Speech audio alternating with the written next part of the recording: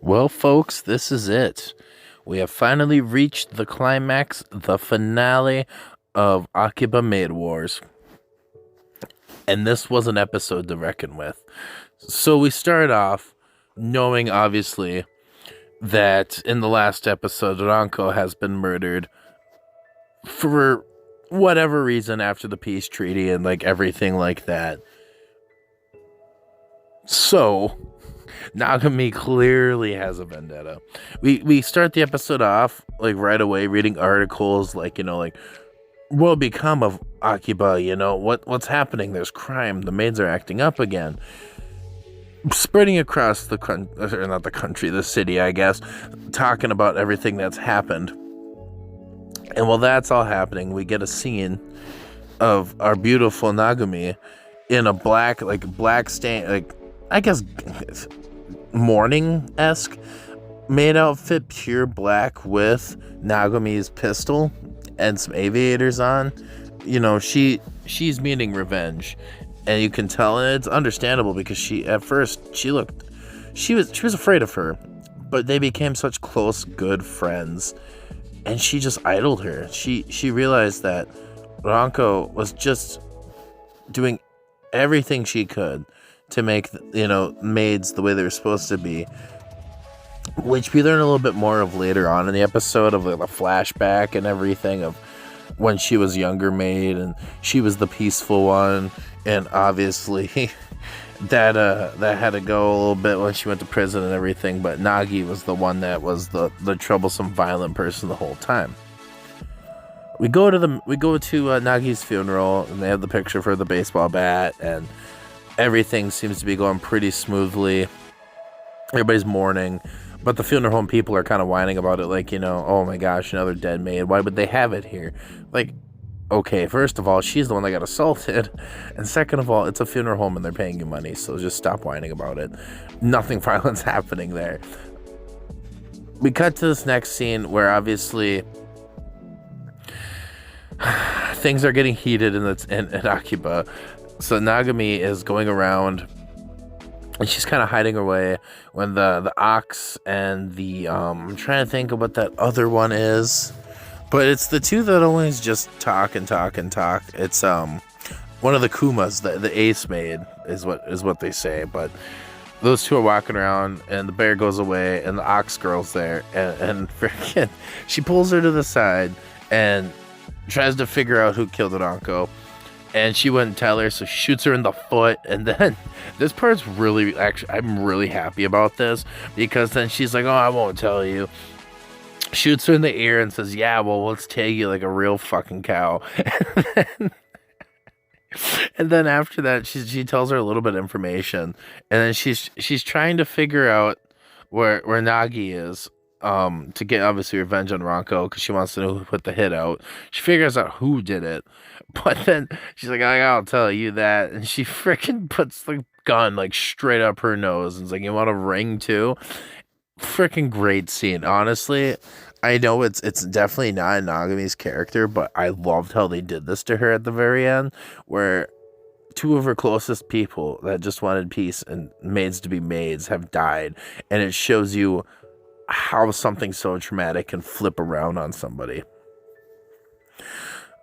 So after that, Nagomi goes to the ramen shop, because obviously the ramen man knows like everything, and that happens in the city for the last so many years, and she wants to know where Nagi's located, and he obviously doesn't know, and he won't tell her, but he does tell her about the past, which is that story that I was telling you about with obviously Nagi and Ranko's the peaceful one, and Nagi just wants violence because she was like adopted, but she always wanted attention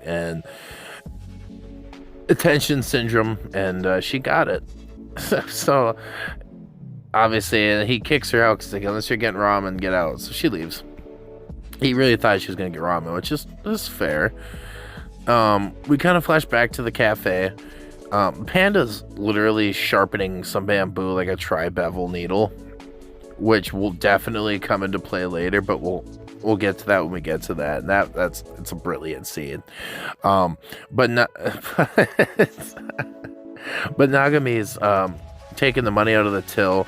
The manager was gone, so she'd have the key, so she shoots it. And she's like, we don't have time for this crap. And the other maids are like, why? What are you doing? And she tells them, the war's coming. We got to figure this out. And Yumichi slaps Nagami in the face, and Nagami slaps her right back. And they're like, well, what the heck? This isn't like Nagami. We go, and she's kind of walking around, and the cows and the bears catch up with her, and we see that she has crutches because obviously she got shot through the foot, and they kind of hold Nagami up and start beating her to, not death, but just beating the living heck out of her with the crutches. And whoever did this visually did a really fantastic job, because her cheeks get like swelled up and bruised, which obviously clearly is going to happen, getting beaten really hard in the face with some crutches. And she just kind of laughs it off like she's clearly losing it. And they're like, oh, whatever, this isn't fun anymore, because the cops are starting to come now. And so they leave. We don't exactly see it, but Nagami essentially gets arrested for the night, and then gets out of jail, goes home, looks at, Ranko's bag of her things that she was going to take with her when that one spy-esque boyfriend thing was going to work out before he got murdered for misconceptions. And she finds like a bag of dirt from the baseball game and some like paper things they made together.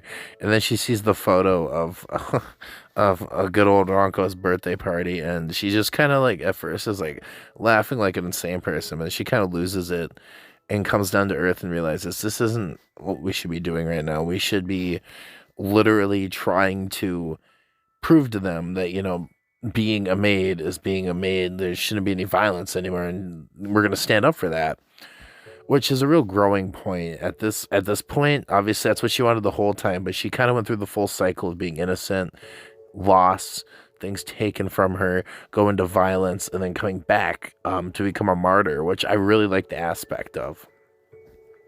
Right after that, we get to Nagi at the base for the creature land, and she's like, okay, any maid that refuses me is gonna die. Every one of them's gonna invade Oinky Doink now, and she ends up shooting the head for the bear cafe. It's just Kuma. She just falls over. I love that gimmick so much. At least these animals getting shot in the stomach. And after that, she shoots one more, and I think it was the head of the cow cafe, I'm positive. And after that, they go to invade.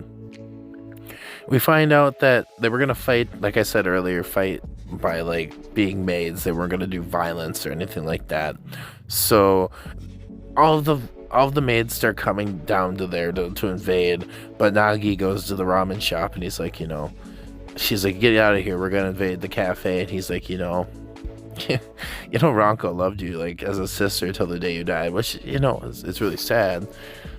But then after that, she ends up shooting the ramen guy, which sucks. We don't really get a continuation of that, but what do you do? I'd like to see where that went, so considering he was such like an essential character to the story. But I digress. We'll never figure that out.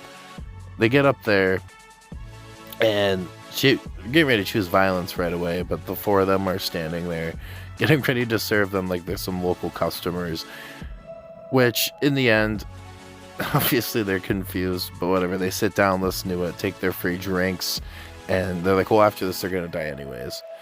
Nagi ends up pretty much considerably comparing Nagomi to Ranko because of all her characteristics and the quirks that she kind of has that just match her personality so well, and she takes it as a compliment, which obviously she would, because she looked up to her. And after all that's said and done, they mow away the food, and she ends up doing a performance for them, which ends up going a little wrong, because Nagi ends up shooting Nagomi right through, like, I'd say like the hip area, but she keeps performing. The other mates have tears crying because they're just waving their wands, cheering this on to hope that this works well. And after the performance, a lot of the other maids start clapping for them, because she's trying to prove a point, of that, you know, maids are supposed to be maids. You don't have to be violent and everything like that, which everybody seemed to kind of agree with actually for once, except for who you would have guessed, Nagi. She's like, no, I don't think so. So she ends up shooting the head of the lion group right through the gut, and she passes out. Right after that, Nagomi gets lit up by Nagi, like lit up, but we don't get to see how. We just hear like 4 shots towards her, and everybody's screaming her name, and like instantly after that, the Loxel, or not the axolotl that used to be from the other group, ends up shooting Nagi right in the forehead. Blood's like pouring into her hair, and her hair is kind of red. It's really cool looking, and she looks around to turn and look at her. And this is where the spear comes in handy, because the panda throws that tri-beveled bamboo straight through Nagi, crashes to the ground. End of anime. We get the outro credits, and right after that, it's one of those things where it was the two boys that were fans of her and her first friend that ended up dying. What the heck was her name? Either or, they're like, yeah, this is a time skip to 2018, so it's 19 years later, and they're like, yeah, it's supposed to be violent here and everything, and he's, you know, obviously it's clearly not anymore. And they go, why do you come here to Oinky Doink? And they're like, oh, we gotta go visit her favorite maid. She's 36 years old. See a wheelchair creep through, and of course, go figure. I mean, it's awesome that they did that, because I'm really glad she didn't die, but it's Nagomi, aged obviously 18 years. She's 36 years old, gives us a nice smile, and it's a beautiful ending. Overall, I think this was a great way to end this series, and I'm gonna miss it because they did such a fantastic job with it, and especially for being some original content.